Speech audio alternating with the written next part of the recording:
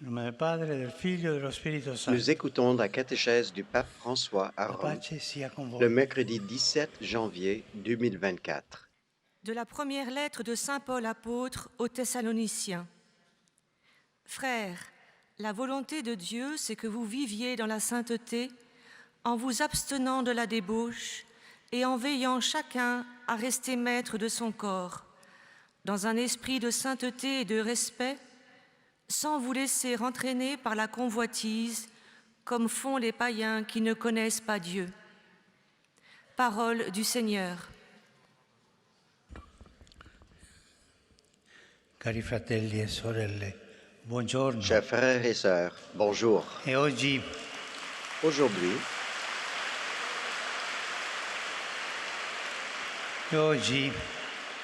Aujourd'hui, ascoltiamo bene la catechesi perché dopo avremo Circo che farà qualche cosa qui per divertirci.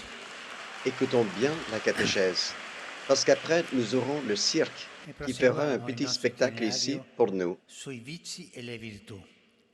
E gli antichi padri ci insegnano che dopo la gola, Poursuivons notre itinéraire sur les vices et les vertus. Les anciens pères nous enseignent qu'après la gourmandise, la gloutonnerie, le deuxième démon, c'est-à-dire vice, qui se tient toujours accroupi à la porte du cœur, est celui de la luxure, appelé porneia en grec.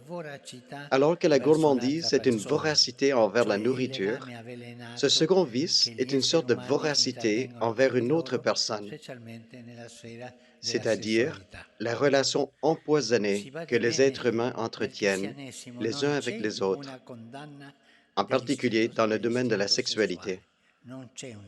Attention, dans le christianisme, il n'y a pas de condamnation de l'instinct sexuel. Il n'y a pas de condamnation. Le livre de la Bible, le Cantique des Cantiques, est un merveilleux poème d'amour entre deux fiancés. Cependant, cette belle dimension, la dimension sexuelle, celle de l'amour de notre humanité, n'est pas sans danger, à tel point que déjà Saint Paul doit aborder la question dans la première lettre aux Corinthiens. Il écrit: On entend dire partout qu'il y a chez vous un camp d'immoralité, d'inconduite, une inconduite telle qu'on ne voit même pas chez les païens. Le reproche de l'apôtre concerne précisément une gestion malsaine de la sexualité par certains chrétiens. Mais regardons l'expérience humaine, l'expérience de tomber amoureux. Ici, il y a tant de nouveaux mariés. Vous pouvez nous en parler. Pourquoi ce mystère se produit-il? Et pourquoi s'agit-il d'une expérience si bouleversante dans la vie d'une personne? Aucun d'entre nous ne le sait. Une personne tombe amoureuse d'un autre et l'attraction se produit. C'est l'une des réalités les plus surprenantes de l'existence. La plupart des chansons que nous entendons à la radio en parlent. Des amours qui s'illuminent, des amours toujours recherchés et jamais atteintes, des amours pleins de joie ou des amours qui nous tourmentent jusqu'aux larmes.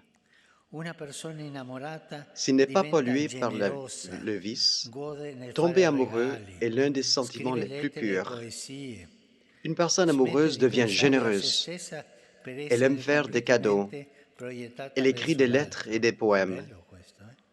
Elle ne cesse de penser à elle-même pour se projeter entièrement vers l'autre. Que c'est beau!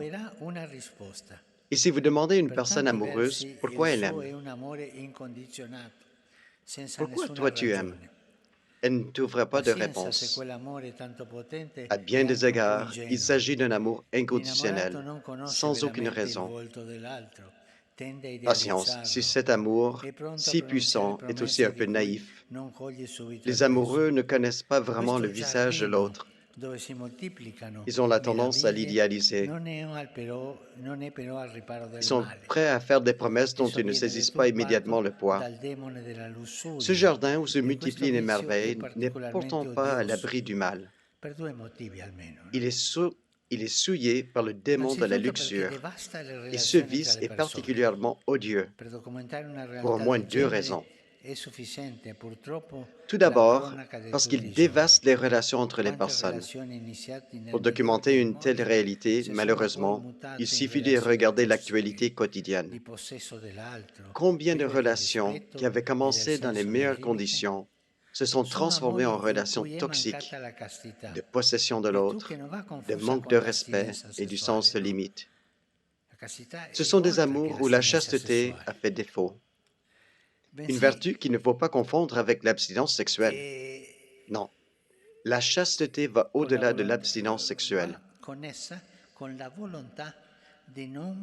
La chasteté est unie à la volonté de ne jamais posséder l'autre.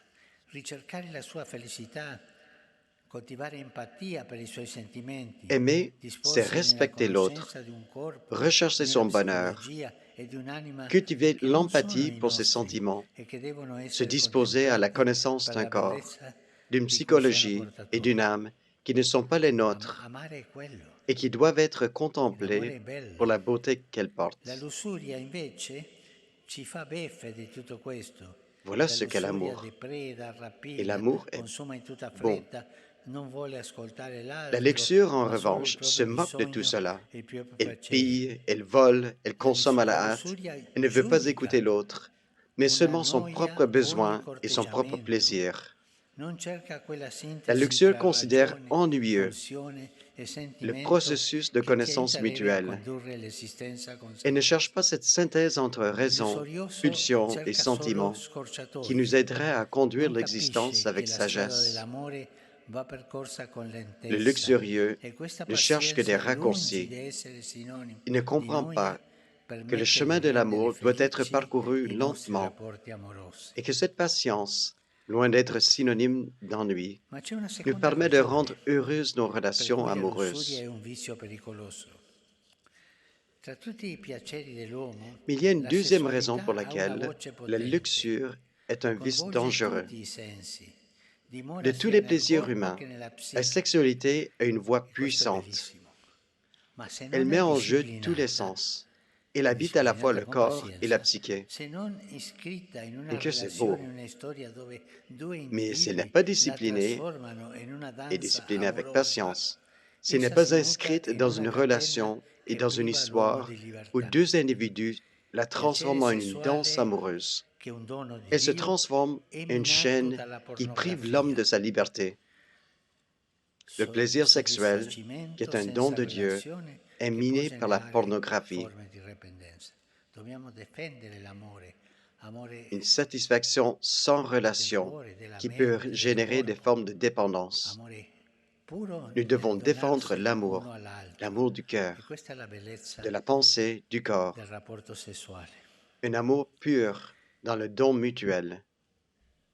Voilà la vraie beauté des rapports sexuels.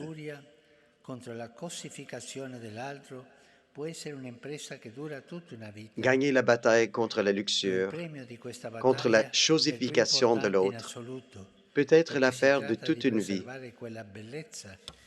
Mais le prix de cette bataille est le plus important de tous, car il s'agit de préserver cette beauté que Dieu a inscrite dans sa création lorsqu'il a imaginé l'amour entre l'homme et la femme, qui n'a pas le but de s'utiliser mutuellement, mais plutôt de s'aimer. Cette beauté qui nous fait croire que construire une histoire ensemble vaut mieux que partir à la chasse d'aventure. Il y a tant de Don Giovanni, n'est-ce pas? Construire une histoire ensemble est mieux qu'aller à la chasse d'aventure. Cultiver la tendresse vaut mieux que céder aux démons de la possession. L'authentique amour ne possède pas, il se donne. Servir vaut mieux que conquérir. Car s'il n'y a pas d'amour, parce que s'il n'y a pas l'amour, la vie est une triste solitude. Merci.